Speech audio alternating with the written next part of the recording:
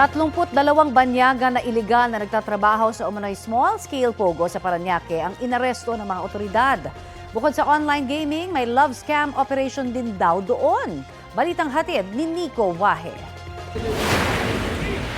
7, 8, 9. Sinalakay ng mga tauhan ng Bureau of Immigration ang gusaling ito sa Parañaque City gabi ng Biyernes.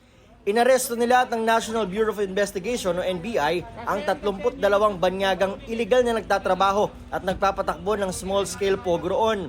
20 ay mga Chino, 11 ay Malaysian at may isang Cambodian.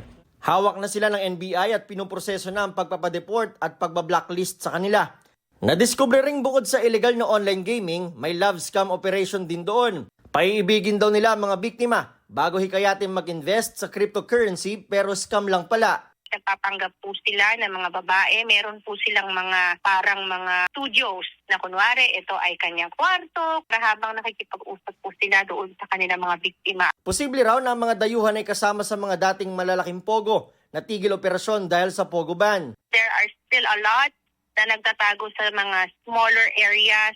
Ngayon, ang ginagawa nila doon sa mga gated communities, sa mga condominiums, na hindi basta-basta napapasok ng law enforcement. Malaki-laki pa nga raw na operasyon ang huli nila ngayon dahil may iba na nasa 10 lang ang mga pogo worker na nag-ooperate naman sa mga residential area.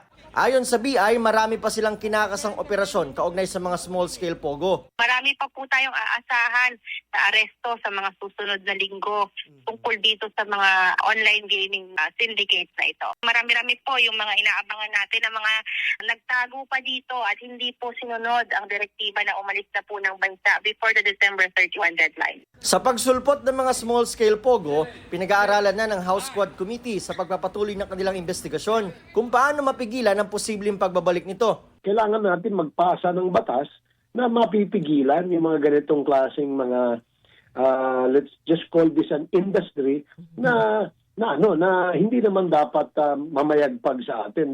Nico Wahe, nagbabalita para sa GMA Integrated News.